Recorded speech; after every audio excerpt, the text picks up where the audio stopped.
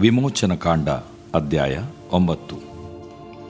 ತರುವಾಯ ಯೆಹೋವನು ಮೋಶೆಗೆ ಹೇಳಿದ್ದೇನೆಂದರೆ, ನೀನು ಫರೋಹನ ಬಳಿಗೆ ಹೋಗಿ ಅವನಿಗೆ, ಇಬ್ರಿಯರ ದೇವರಾದ ಯೆಹೋವನು ತನ್ನನ್ನು ಆರಾಧಿಸುವಂತೆ ತನ್ನ ಜನರಿಗೆ ಅಪ್ಪಣೆ ಕೊಡಬೇಕೆಂಬುದಾಗಿ ಹೇಳಿದಾನಷ್ಟೇ.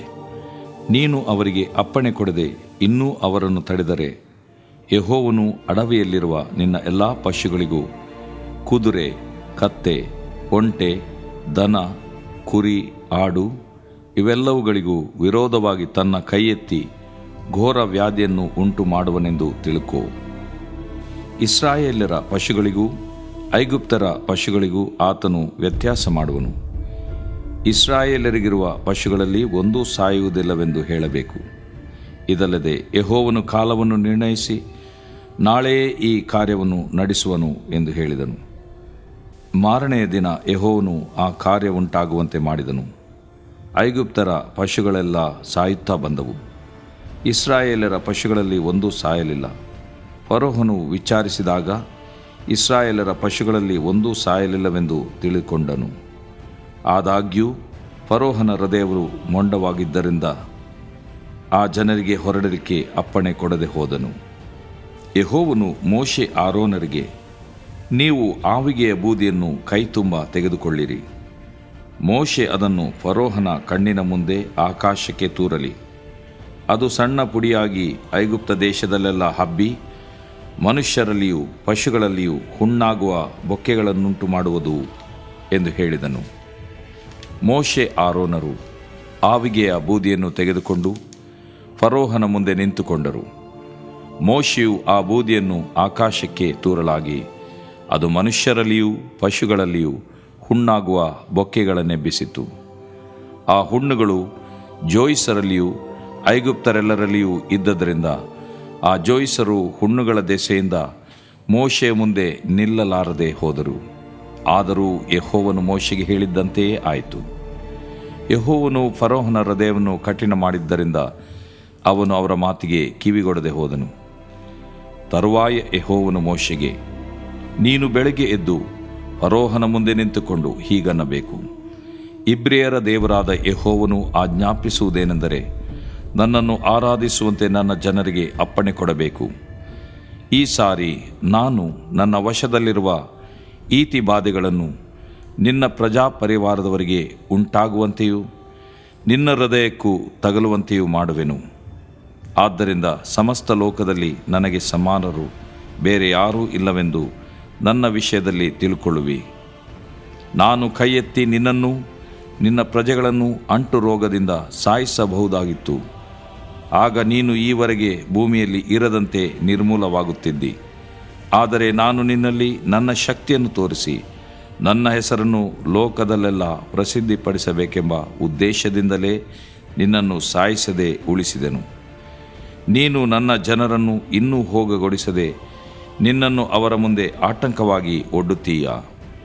ಹಾಗಾದರೆ ನಾಳೆ ಇಷ್ಟು ಹೊತ್ತಿಗೆ ವಿಪರೀತವಾದ ಆನೆಕಲ್ಲಿನ ಮಳೆ ಬೀಳುವಂತೆ ಮಾಡುವೆನು. ಐಗುಪ್ತ ರಾಜ್ಯವು ಸ್ಥಾಪಿಸಲ್ಪಟ್ಟ ದಿನ ಮೊದಲುಗೊಂಡು ಇಂದಿನವರೆಗೂ ಅಂಥ ಕಲ್ಲಿನ ಮಳೆ ಬಿದ್ದಿಲ್ಲ. ಆದ ಕಾರಣ ನೀನು ಆಳುಗಳನ್ನು ಕಳುಹಿಸಿ ನಿನ್ನ ಪಶುಗಳನ್ನು ನಿನಗೆ ಅಡವೆಯಲ್ಲಿರುವುದೆಲ್ಲವನ್ನು ಬೇಗ ಭದ್ರ ಮಾಡಿಸು. ಮನೆಯೊಳಗೆ ಬಾರದೆ ಬಯಲಿನಲ್ಲೇ ಇರುವ ಎಲ್ಲ ಮನುಷ್ಯರು ಪಶುಗಳು ಆ ಕಲ್ಲಿನ ಮಳೆಯ ಹೊಡೆತದಿಂದ ಸಾಯುವರು ಎಂದು ಹೇಳಿದನು. ಆಗ ಫರೋಹನ ಸೇವಕರಲ್ಲಿ ಯಾರಾರು ಯೆಹೋವನ ಮಾತಿಗೆ ಹೆದರಿದರೋ ಅವರು ತಮ್ಮ ಆಳುಗಳನ್ನು ಪಶುಗಳನ್ನು ಬೇಗ ಮನೆಗೆ ಬರಮಾಡಿಕೊಂಡರು.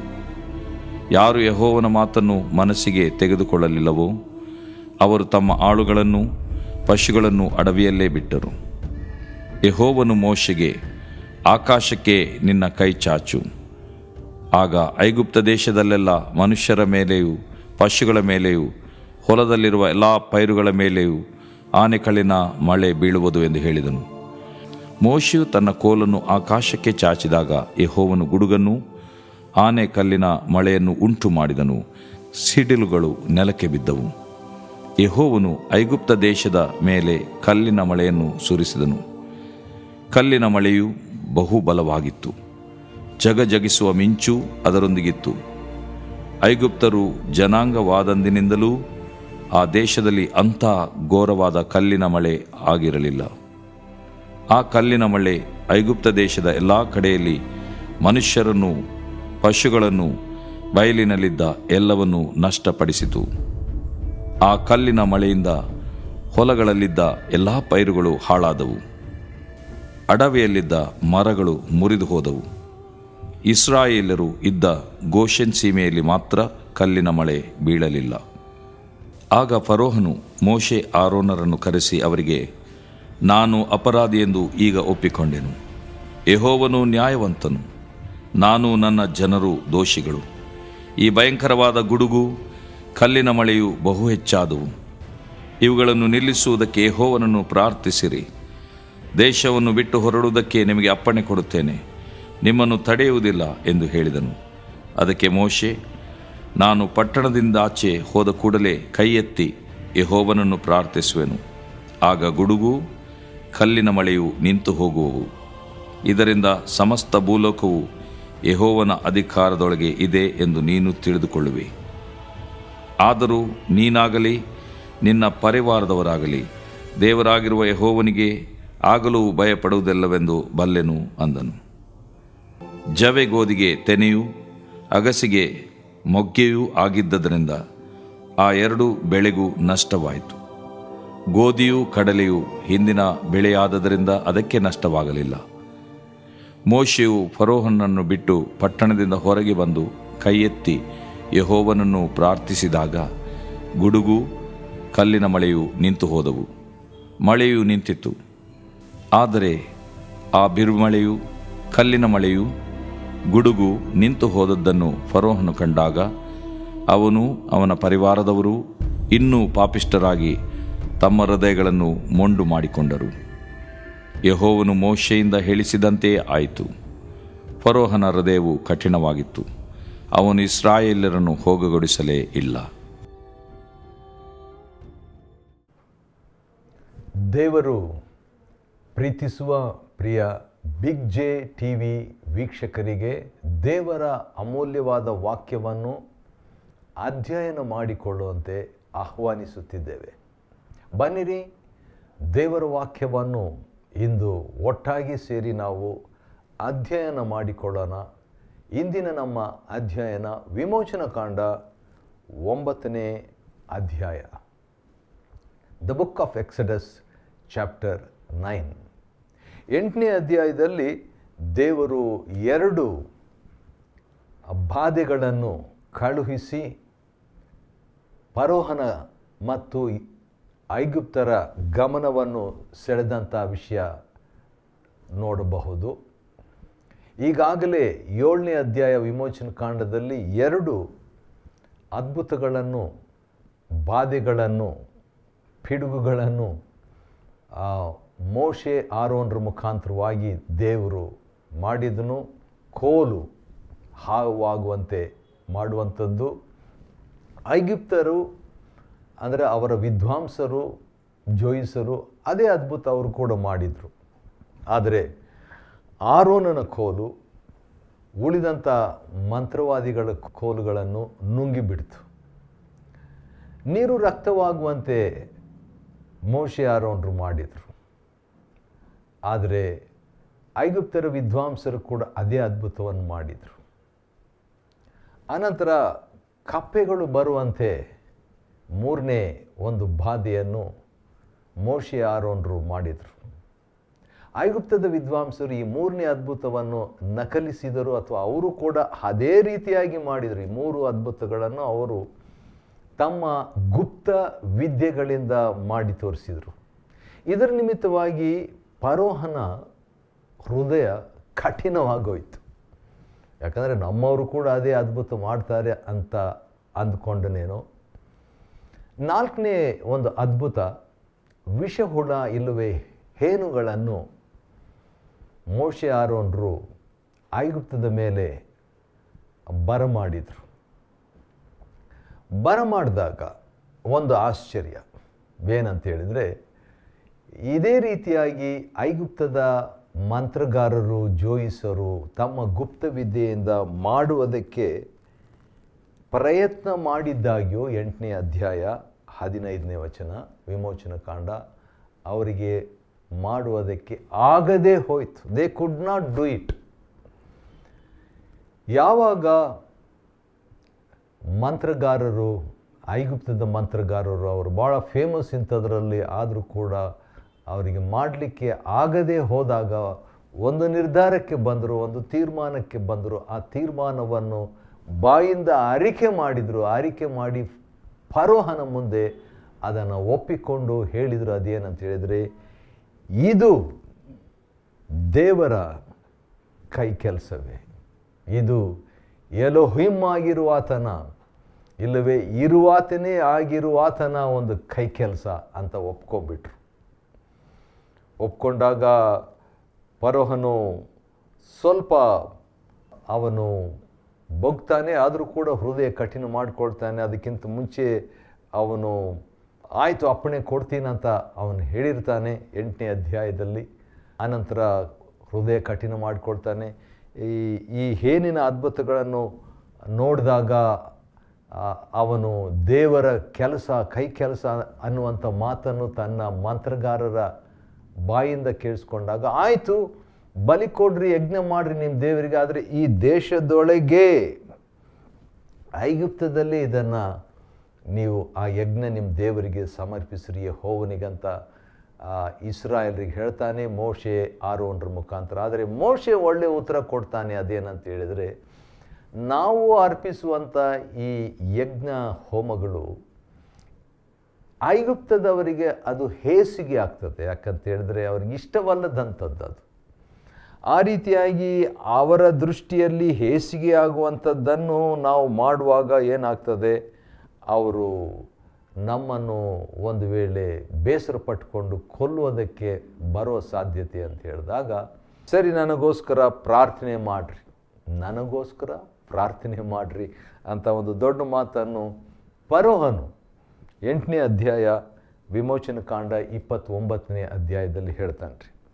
ಅದೇ ರೀತಿಯಾಗಿ ಫರೋಹನ ಮತ್ತು ಐಗುಪ್ತದವರಿಗೋಸ್ಕರವಾಗಿ ಮತ್ತು ಆ ಹೇನು ವಿಷಹುಳುಗಳು ಹೋಗಬೇಕು ಅಂತ ಹೇಳ್ಬಿಟ್ಟು ಯೆಹೋವನಿಗೆ ಪ್ರಾರ್ಥನೆ, ಮೋಶೆ ಆರೋನರು ಪ್ರಾರ್ಥನೆ ಮಾಡಲಾಗಿ 8ನೇ ಅಧ್ಯಾಯ 31ನೇ ವಚನ, ಆ ಹುಳಗಳೆಲ್ಲ ಫರೋಹನ ಬಳಿಯಿಂದಲೂ ಅವನ ಅವರ ಮನೆಯವರಿಂದ ಹೊರಟು ಹೋಯಿತು.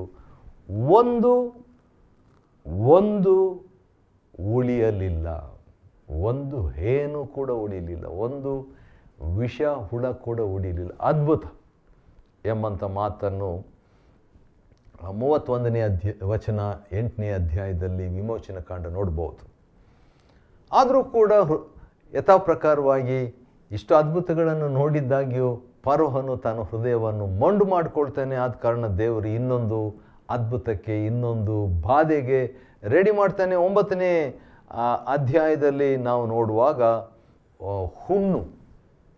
ಹುಣ್ಣು ಬೊಕ್ಕೆಯ ಒಂದು ಅದ್ಭುತ ಅಥವಾ ಬಾಧೆಯನ್ನು ನಾವು ನೋಡ್ಬೋದು 9ನೇ ಅಧ್ಯಾಯದಲ್ಲಿ.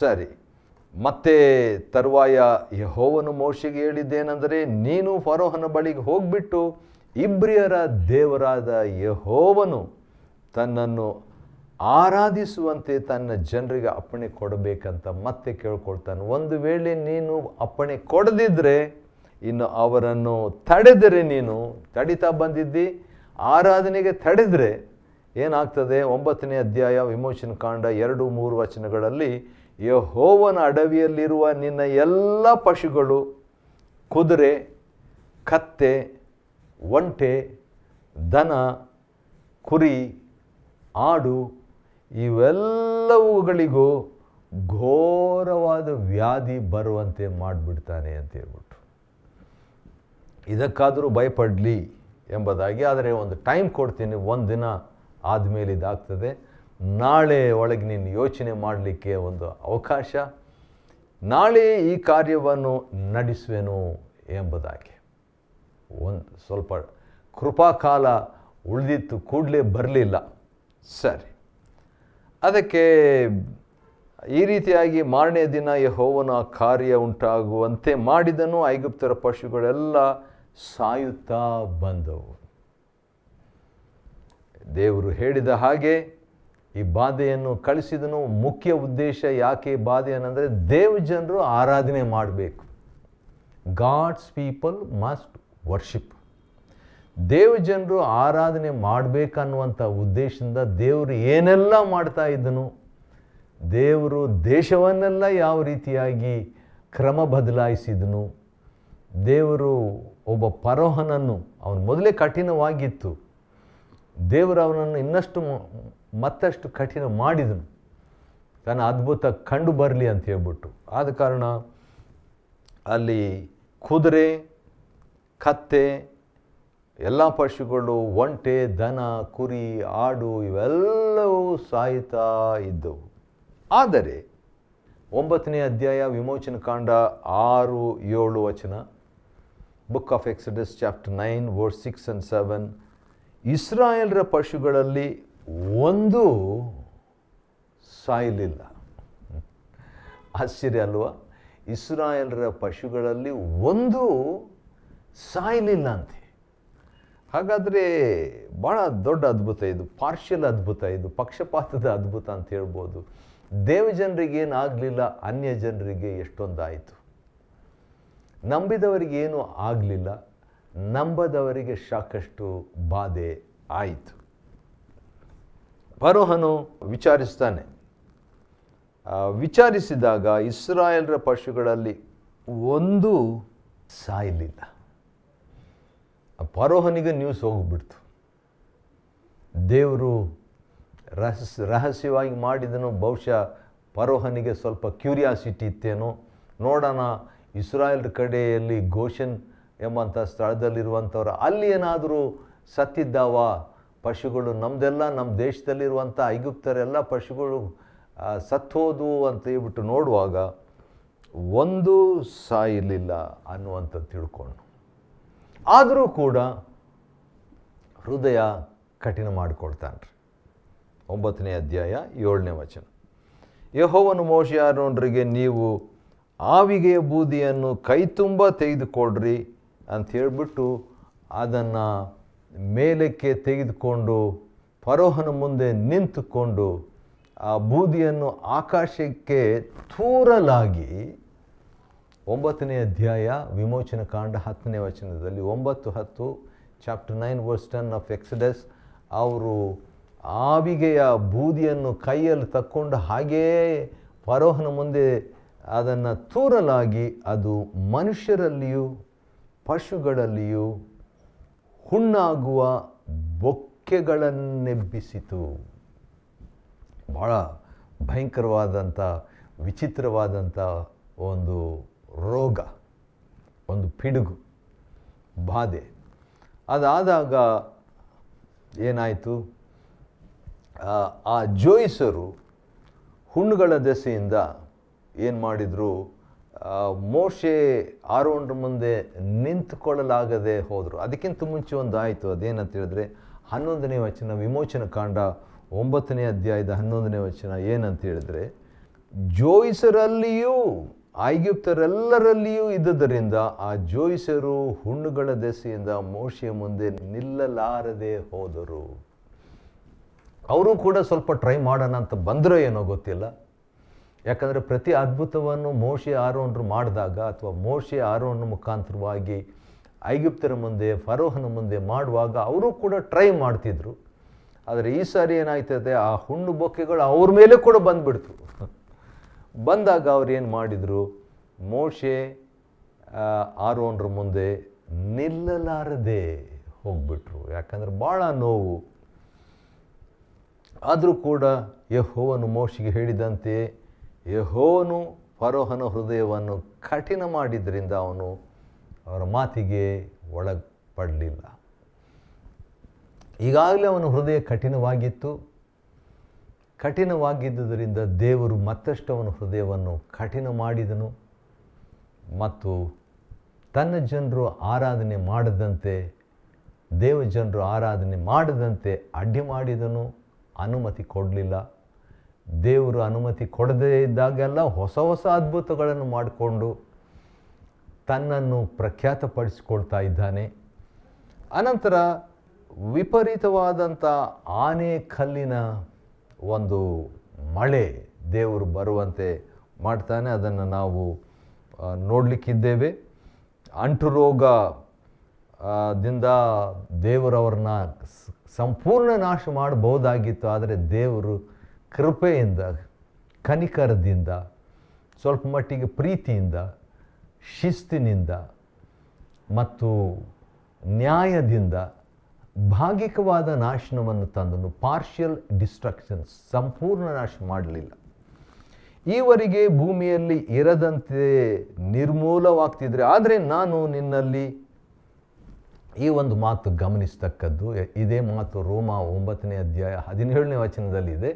ಇಲ್ಲಿ 9ನೇ ಅಧ್ಯಾಯ 17ನೇ ವಚನದಲ್ಲಿ ಇಲ್ಲಿ ಕೂಡ ಇದೆ, ಆದರೆ 16ರಿಂದ ಅದು ಸ್ಟಾರ್ಟ್ ಆಗ್ತದೆ. ಅದೇನಂತ ಹೇಳಿದರೆ, ನಾನು ನಿನ್ನಲ್ಲಿ, ದೇವರು ಹೇಳೋದು ಫರೋಹನಿಗೆ, ನಾನು ನಿನ್ನಲ್ಲಿ ನನ್ನ ಶಕ್ತಿಯನ್ನು ತೋರಿಸಿ ನನ್ನ ಹೆಸರನ್ನು ಲೋಕದಲ್ಲೆಲ್ಲ ಪ್ರಸಿದ್ಧಪಡಿಸಬೇಕೆಂಬ ಉದ್ದೇಶದಿಂದಲೇ ನಿನ್ನನ್ನು ಸಾಯಿಸದೆ ಉಳಿಸಿದೆನು.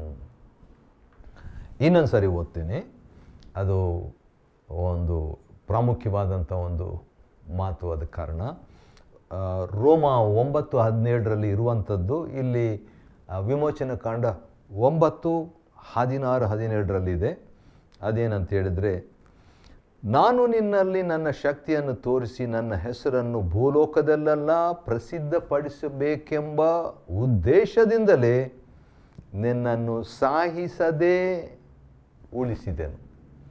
ಸಾಯಿಸದೆ ಉಳಿಸಿದನಂತಿದೆ. ಈ ಎರಡು ಮಾತಿನ ಬದಲಾಗಿ ರೋಮ 9:17 ಸ್ವಲ್ಪ ವ್ಯತ್ಯಾಸ ಇದೆ. ಅದೇನೆಂದರೆ ಎಲ್ಲ ಸೇಮ್ ಇದೆ, ಅಲ್ಲಿ 2 ಪದ ವ್ಯತ್ಯಾಸ ಇದೆ. ಅದೇನಂತ ಹೇಳಿದರೆ, ಸಾಯಿಸದೆ ಉಳಿಸಿದೆನೋ ಅನ್ನುವುದಕ್ಕೆ ಬದಲು ಉನ್ನತಕ್ಕೆ ತಂದಿದ್ದೇನೆ ಎಂಬುದಾಗಿದೆ.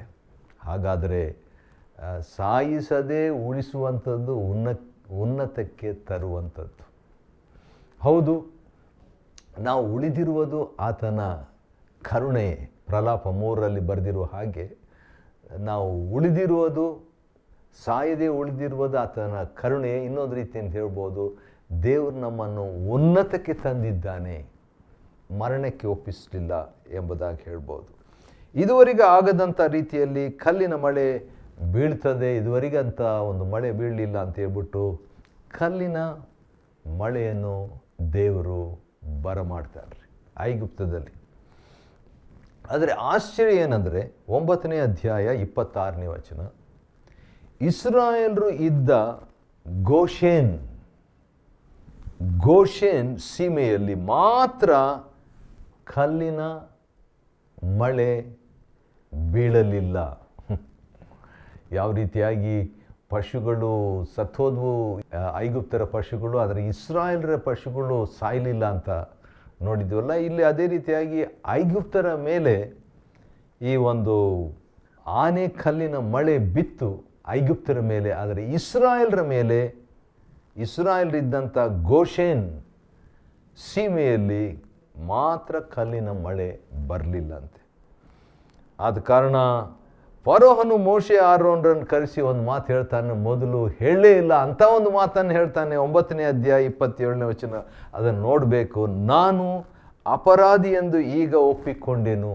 ವಾವ್, ಎಂಥ ಆಶ್ಚರ್ಯ! ದೊಡ್ಡ ಮನುಷ್ಯ ಫರೋಹನು, ಇಡೀ ಐಗುಪ್ತ ದೇಶಕ್ಕೆ ದೇಶಾಧಿಪತಿ, ಸೂಪರ್ ಪವರ್ ಆಗಿರುವಂಥವನೀಗ ದೇವ ಸೇವಕರ ಮುಂದೆ, ದೇವ್ರ ಮುಂದೆ ಏನು ಹೇಳ್ತಾನೆ, ನಾನು ಅಪರಾಧಿ ಎಂದು ಈಗ ಒಪ್ಪಿಕೊಂಡೆನು, ಯೆಹೋವನು ನ್ಯಾಯವಂತನು. ವಾವ್, ಯೆಹೋವನು ನ್ಯಾಯವಂತನು, ನಾನು ನನ್ನ ಜನರು ದೋಷಿಗಳು ಅಂತ ಹೇಳಿಬಿಟ್ಟು ಈ ಭಯಂಕರವಾದ ಗುಡುಗು ಕಲ್ಲಿನ ಮಳೆಯು ಬಹು ಹೆಚ್ಚಾದದ್ದು. ಇವುಗಳನ್ನು ನಿಲ್ಲಿಸುವುದಕ್ಕೆ ಯೆಹೋವನನ್ನು ಪ್ರಾರ್ಥಿಸಿರಿ, ದೇಶವನ್ನು ಬಿಟ್ಟು ಹೊರಡುವುದಕ್ಕೆ ನಿಮಗೆ ಅಪ್ಪಣೆ ಕೊಡುತ್ತೇನೆ ಎಂಬುದಾಗಿ ಹೇಳ್ತಾನೆ. ಹೌದು, ಇಂಥ ಒಂದು ಅದ್ಭುತವನ್ನು ಮಾಡಿದಾಗ ದೇವರನ್ನು ಘನಪಡಿಸ್ತಾನೆ, ದೇವರನ್ನು ಅರಿಕೆ ಮಾಡ್ತಾನೆ. ಮತ್ತು ಅವರು ಹೋಗ್ರಿ ಎಂಬುದಾಗಿ ಪರ್ಮಿಷನ್ ಕೊಡಲಿಕ್ಕೆ ಆನೆಕಲ್ಲಿನ ಮಳೆಯಿಂದ ಅದು ಆಸ್ಪದವಾಯಿತು.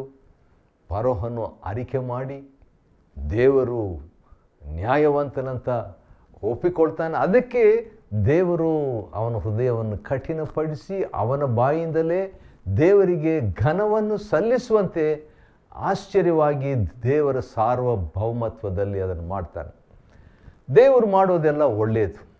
ಆತನು ಮಾಡುವಂಥದ್ದು ಆತನ ದಾರಿಯಲ್ಲಿ ತಪ್ಪು ದೋಷ ಇಲ್ಲ ಅಂತ ಕೀರ್ತನೆ 18 ಹೇಳ್ತದೆ. ಸರಿ, ಇದುವರೆಗೆ 9ನೇ ಅಧ್ಯಾಯವನ್ನು ನಾವು ಅಧ್ಯಯನ ಮಾಡುವಂತೆ ದೇವರು ನಮಗೆ ಕೃಪೆ ಕೊಟ್ಟಿದ್ದಕ್ಕಾಗಿ ದೇವ್ರಿಗೆ ಸ್ತೋತ್ರ. ಮುಂದಿನ 10ನೇ ಅಧ್ಯಾಯದಲ್ಲಿ ಇನ್ನಷ್ಟು ಕೂಡ ಬಾಧೆಗಳಿದೆ, ಅದನ್ನು ನಾವು ನೋಡಿಕೊಳ್ಳಲಿಕ್ಕಿದ್ದೇವೆ. ದೇವರು ಇದುವರೆಗೆ ನಮ್ಮನ್ನು ನಡೆಸಿದ್ದಕ್ಕಾಗಿ ಸ್ತೋತ್ರ. ದೇವರು ನಿಮ್ಮನ್ನು ಆಶೀರ್ವದಿಸಲಿ.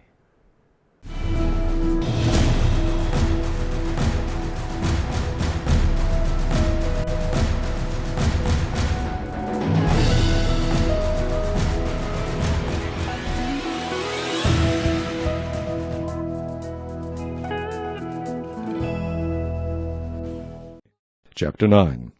Then the Lord said unto Moses, Go in unto Pharaoh, and tell him, Thus saith the Lord God of the Hebrews, Let my people go, that they may serve me.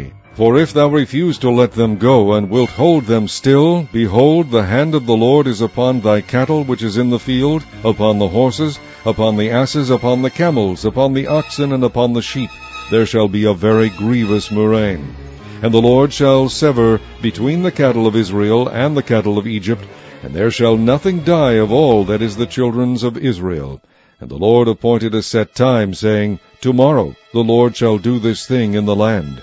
And the Lord did that thing on the morrow, and all the cattle of Egypt died, but of the cattle of the children of Israel died not one.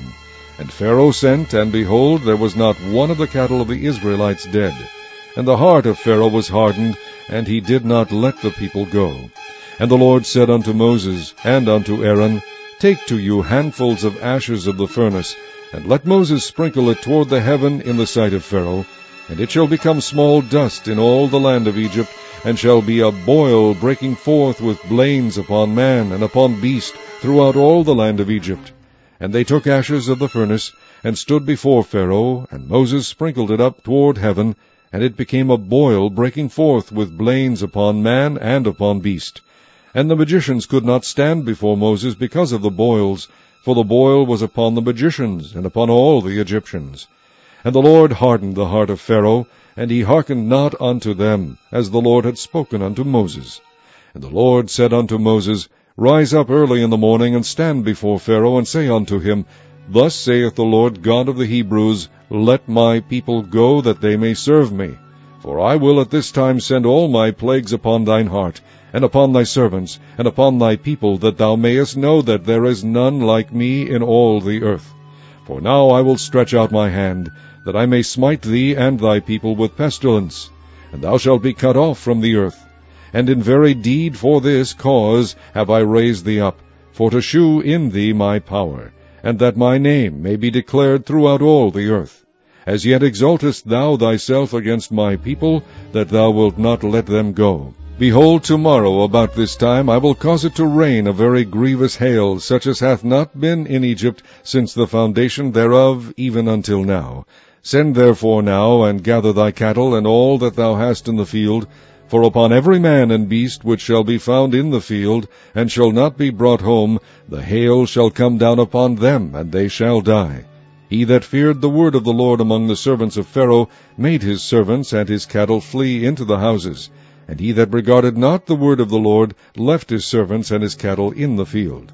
And the Lord said unto Moses, Stretch forth thine hand toward heaven, that there may be hail in all the land of Egypt, upon man, and upon beast, and upon every herb of the field, throughout the land of Egypt. And Moses stretched forth his rod toward heaven, and the Lord sent thunder and hail, and the fire ran along upon the ground, and the Lord rained hail upon the land of Egypt. So there was hail, and fire mingled with the hail, very grievous, such as there was none like it in all the land of Egypt since it became a nation. And the hail smote throughout all the land of Egypt all that was in the field, both man and beast. And the hail smote every herb of the field, and brake every tree of the field. Only in the land of Goshen, where the children of Israel were, was there no hail. And Pharaoh sent and called for Moses and Aaron, and said unto them, I have sinned this time. The Lord is righteous, and I and my people are wicked. Entreat the Lord, for it is enough, that there be no more mighty thunderings and hail, and I will let you go, and ye shall stay no longer. And Moses said unto him, As soon as I am gone out of the city, I will spread abroad my hands unto the Lord, and the thunder shall cease, neither shall there be any more hail, that thou mayest know how that the earth is the Lord's. But as for thee and thy servants, I know that ye will not yet fear the Lord God. And the flax and the barley were smitten, for the barley was in the ear, and the flax was bold. But the wheat and the rye were not smitten, for they were not grown up. And Moses went out of the city from Pharaoh, and spread abroad his hands unto the Lord, and the thunders and hail ceased, and the rain was not poured upon the earth. When Pharaoh saw that the rain and the hail and the thunders were ceased, he sinned yet more, and hardened his heart, he and his servants. And the heart of Pharaoh was hardened, neither would he let the children of Israel go, as the Lord had spoken by Moses.